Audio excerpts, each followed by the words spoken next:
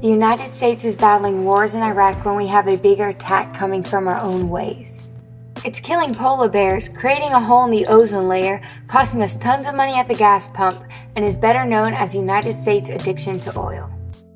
We need to come together and do something about it now. The solution? Alternative energy, or energy sources that will never run out, which includes wind, solar, and water. About 52% of Republicans, 57% of independents, and 54% of Democrats believe that our country's in an energy crisis. Quote, our independence of foreign oil forms the intersection of the three most critical issues America currently faces: the economy, the environment, and our national security, says T-Bone Pickens. So why haven't we done anything about it? Quote, the basic proposition behind the science of climate change is so firmly rooted in the laws of physics that no reasonable person can dispute it, says climatologist James Hansen. Adding carbon dioxide to the atmosphere by, for example, burning millions of tons of coal, oil, and natural gas will make it warm up. In simpler words, burning fossil fuels such as oil and coal contributes to global warming, which is the heating of the earth.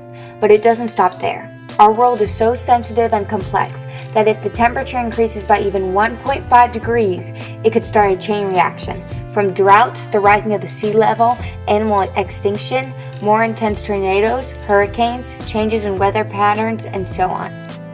In a 2007 report, the Intergovernmental Panel on Climate Change stated that they are 90% certain that human-generated greenhouse gases account for most of the warming in the past 50 years. And for those of you who still don't believe in global warming, and believe me, there's tons of people who don't, consider this a threat. It is thought that oil will run out between 30 and 50 years. We shouldn't put this off for future generations to handle, because global warming is affecting us now.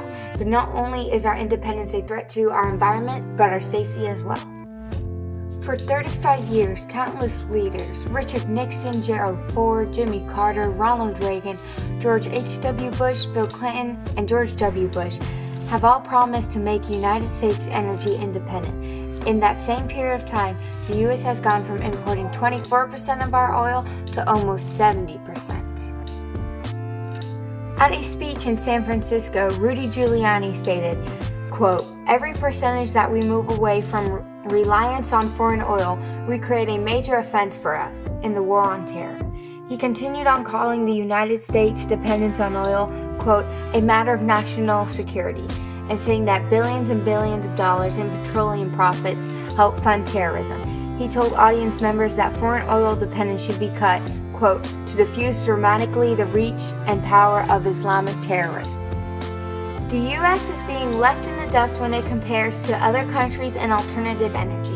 The average U.S. car is twice as heavy and uses twice as much fuel as European cars. Denmark uses wind energy to produce 17% of their electricity.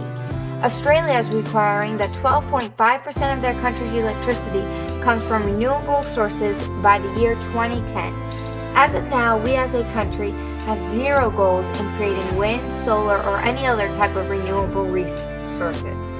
Though California is a countrywide leader in alternative energy, they have spent $2 million on conservation programs, avoided the construction of 3 large power plants, and reduced emissions by taking 650,000 cars off the road.